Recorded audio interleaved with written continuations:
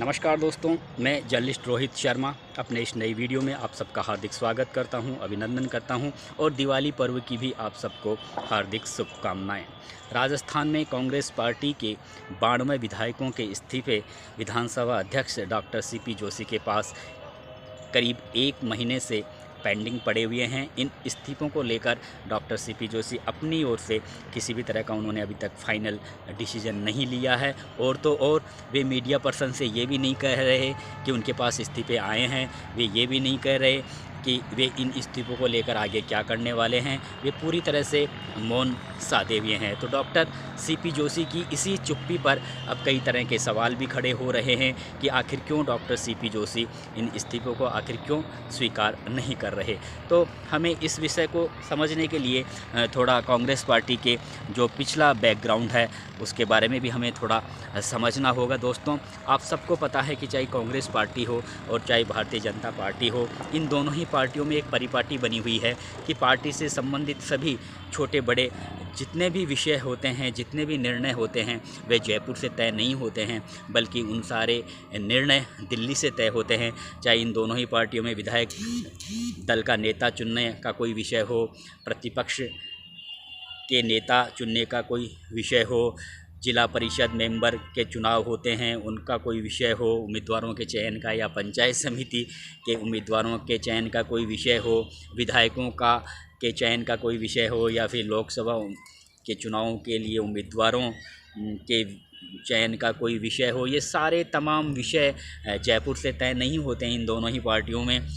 ही पार्टियों में सारे विषय दिल्ली से केंद्रित होते हैं और दिल्ली से ही तय होते हैं। तो इस विषय पर ये जो राजस्थान में जो सियासी घटनाक्रम चला हुआ है, इतना बड़ा जो पॉलिटिकल गेम राजस्थान में चल रहा है, इस पर तो डॉक्टर सीपी जोशी अकेले अपने दम पर कैसे निर्णय ले सकते हैं, इस बात को एक साधारण सी बुद्धि रखने वाला व्यक्ति भी अच्छी तरह से समझ सकता है। अब इस बात में बिल्कुल कहीं कोई शंका नहीं है कि डॉक्टर सीपी जोशी एक बेहतरीन विधानसभा अध्यक्ष के रूप में वे अपना कार्यकाल संपादित कर रहे हैं। विधानसभा में जब वे आसन पर बैठे रहते हैं तो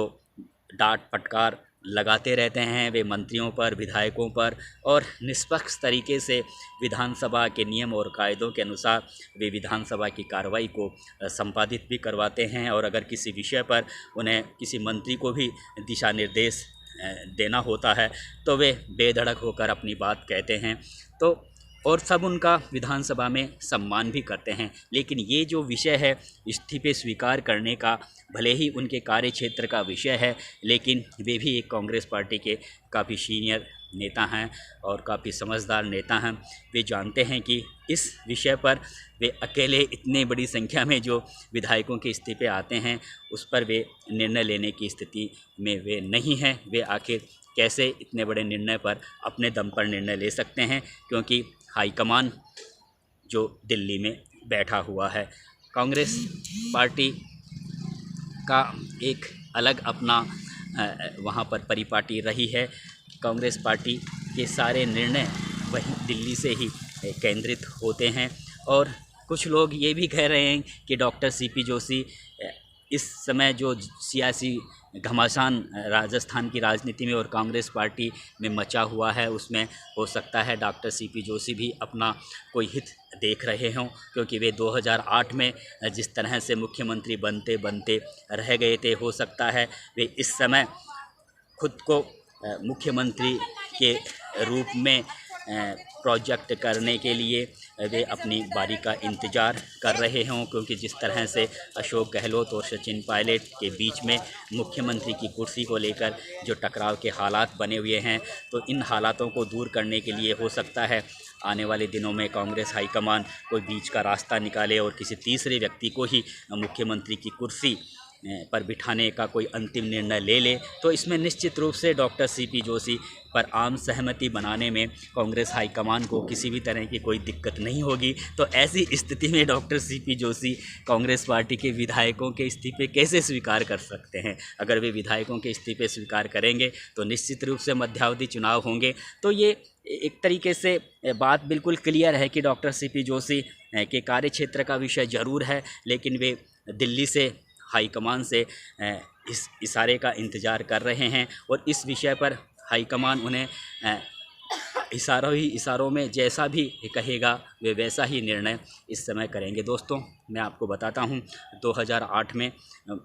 जब डॉक्टर सीपी जोशी मुख्यमंत्री बनते बनते कैसे रहे, हालांकि वे अगर उस समय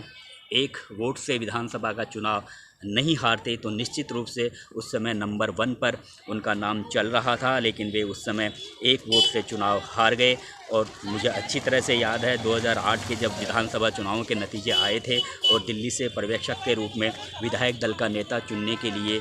सोनिया गांधी ने मुकुल वासनिक और दिग्विजय सिंह को जयपुर भेजा था, तो प्रदेश कांग्रेस कार्यालय में रात के 11-12 बजे तक एक विधायकों से उस समय इन दोनों ही पर्यवेक्षकों ने बात की थी विधायक दल का नेता चुनने के लिए। और प्रदेश कांग्रेस कार्यालय के बाहर महिपाल मदेरणा, डॉक्टर सीपी जोशी और अशोक गहलोत के समर्थक बड़ी संख्या में वहां पर मौजूद थे, नारेबाजी कर रहे थे, अंदर मीटिंगें चल रही थी और इन तीनों ही जो बड़े नेताओं के समर्थक बाहर से नारेबाजी कर रहे थे उसमें सबसे ज़्यादा समर्थक डॉक्टर सीपी जोशी के थे। हालांकि वे चुनाव हार गए थे, लेकिन इसके बावजूद भी उन्हें मुख्यमंत्री बनाए जाने का दबाव जरूर यहाँ पर प्रदेश कांग्रेस कार्यालय में पर्यवेक्षकों पर डाला जा रहा था, लेकिन आखिरकार उस समय अशोक गहलोत ने बाजी मार ली। तो इस समय अभी भी 1-1.5 साल का कार्यकाल बाकी बचा है, तो निश्चित रूप से कहीं ना कहीं जिस तरह का जो पॉलिटिकल ड्रामा चल रहा है उसे देखते हुए हो सकता है अशोक गहलोत और सचिन पायलट इन दोनों को ही अलग थलग करके यहाँ पर किसी तीसरे व्यक्ति को मुख्यमंत्री की कुर्सी पर बैठाए जाने के बारे में कांग्रेस हाईकमान निर्णय ले सकता है। और इस स्थिति में डॉक्टर सीपी जोशी के नाम को लेकर अशोक गहलोत को भी ज़्यादा आपत्ति नहीं होगी और सचिन पायलट को भी जैसे तैसे पार्टी हाईकमान मना सकता है। जो कांग्रेस पार्टी के जो विधायक हैं उन्हें भी डॉक्टर सीपी जोशी के नाम को लेकर ज़्यादा ऐतराज़ नहीं होगा। तो ये जो सारी स्थितियां हैं, भले ही डॉक्टर सीपी जोशी के कार्य क्षेत्र में विधायकों के इस्तीफे का विषय आ रहा हो, लेकिन ये हकीकत है, सत्य है। उन्हें दिल्ली में बैठे हाईकमान से इस विषय पर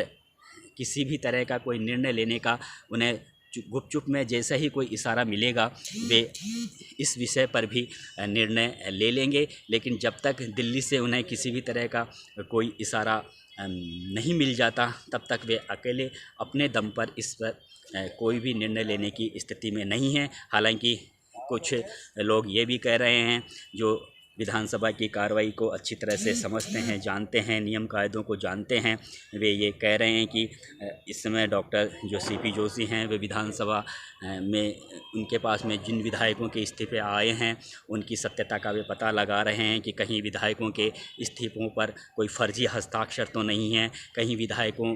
को प्रेशर डाल के तो इस्तीफे नहीं लिखवाए गए। और अगर इस तरह से अगर प्रेशर डाल के कोई इस्तीफे लिखवाए गए हैं तो वह पूरी तरह से गलत है। और इस दौरान अगर कोई विधायक वापस आकर अपना इस्तीफ़ा ले भी जाता है तो वह ले जाने के लिए भी पूरी तरह से आज़ाद है। तो ये जो सारी चीज़ें हैं अभी इसमें वक्त लग रहा है, समय लग रहा है, लेकिन ये एक अलग विषय है। सबसे जो मोटा विषय यही है कि अगर ये इस्तीफे सही भी होंगे, सच भी होंगे, तब भी जैसा पार्टी हाईकमान दिल्ली में सीपी जोशी को अपने हिसारों में जिस तरह का वो निर्देश देगा, शायद उसी तरह का निर्णय डॉक्टर सीपी जोशी करेंगे। वे अपने दम पर इस विषय पर कोई निर्णय लेने की स्थिति में नहीं हैं। और आप सबको ये भी पता है कि इस्तीफे देने के बाद बहुत से विधायकों ने ये भी कहा कि उन्हें तो पता ही नहीं है कि उन्हें तो कागज़ जो कोरा कागज़ था उस पर सिग्नेचर करवाए गए थे, उन्हें ये पता ही नहीं कि उनका ये इस्तीफ़ा है। हालांकि ये विधायकों की अपने अलग अलग राग है, अलग अलग राग अलाप रहे हैं, लेकिन हकीकत यही है कि उस समय सारे के सारे विधायक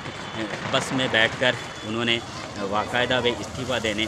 पहुँचे थे और गए भी हैं। ये सारे फुटेज मीडिया कर्मियों के पास में भी हैं और सब को पता है कि उस समय शांति धारीवाल के घर पर जो मीटिंग हुई थी उस समय क्या डिसीजन लिया गया था, क्यों वो मीटिंग हुई थी। उस समय मल्लिकार्जुन खड़गे जो इस समय कांग्रेस पार्टी के राष्ट्रीय अध्यक्ष पद पर चुन लिए गए हैं, वे अजय माकन के साथ यहाँ पर आए थे। ऑब्जर्वर ने मुख्यमंत्री आवास पर मीटिंग बुलाई थी, लेकिन शांति धारीवाल ने अपने आवास पर मीटिंग आयोजित करके जो 3 जो बड़े प्रस्ताव उन्होंने विधायकों की ओर से पारित करवाए थे उस मीटिंग में, और उस मीटिंग के बाद में उन्होंने जिस तरह से वे डॉक्टर सीपी जोशी के घर पर जो भी जाते हैं और उन्हें इस्तीफ़ा सौंपते हैं, इस्तीफ़ा सौंपने के बाद में जैसे उदयलाल आंजना हो और बहुत से विधायक हैं, उन्होंने साफ कहा था कि हाँ उन्होंने इस्तीफ़ा सौंपा है। हालांकि अब वे मना कर रहे हों, लेकिन उस समय उस दिन का जो सियासी घटनाक्रम था वे यही था कि विधायकों ने उस समय डॉक्टर सीपी जोशी को इस्तीफ़े ज़रूर सौंपे थे। हालांकि अब सीपी जोशी ने कभी भी सार्वजनिक रूप से मीडिया पर्सन से ये नहीं कहा है कि उनके पास में किसी भी तरह का कोई इस्तीफ़ा आया है, क्योंकि वे काफ़ी बुद्धिमान और काफ़ी वरिष्ठ राजनेता हैं। हर चीज़ को वे अच्छी तरह से समझते हैं और उन्हें ये भी पता है कि इस समय राजस्थान में मध्यावधि अगर चुनाव होते हैं तो कांग्रेस पार्टी के पक्ष में माहौल इस समय नहीं है। इसलिए अभी भी 1-1.5 साल तक अगर कांग्रेस पार्टी का शासन राजस्थान में संपादित होता है तो ये पार्टी के लिए काफ़ी अच्छा होगा। और दूसरा ये कि वे ये भी जानते हैं कि ये जो सारा सियासी घटनाक्रम चल रहा है, ये एक तरीके से जो LKG UKG के बच्चे जिस तरह की हरकतें करते हैं, हालांकि वे मन में इस तरह की चीज़ें सोच रहे हैं कि अपने आप ही उन्होंने ये लड़ाई आपस में लड़ी है और ये अपना आप ही शांत भी हो जाएगी, इसलिए मैं बीच में क्यों लफड़े में पड़ूं। एक जो बड़ी बात वह ये भी है कि उन्हें इस विषय पर, ये सबसे बड़ी बात है कि उन्हें इस विषय पर पार्टी हाईकमान के निर्देश का इंतज़ार है। पार्टी हाईकमान उन्हें जैसा भी इस विषय पर निर्णय लेने के लिए कहेगा वे वैसा ही इस पर निर्णय लेंगे। हालांकि इस्तीफे स्वीकार करना नहीं करने का उनका कार्यक्षेत्र है, उन्हें इस पर अंतिम निर्णय भी लेना है, लेकिन उन्हें इस बात का भी इंतज़ार है कि दिल्ली उन्हें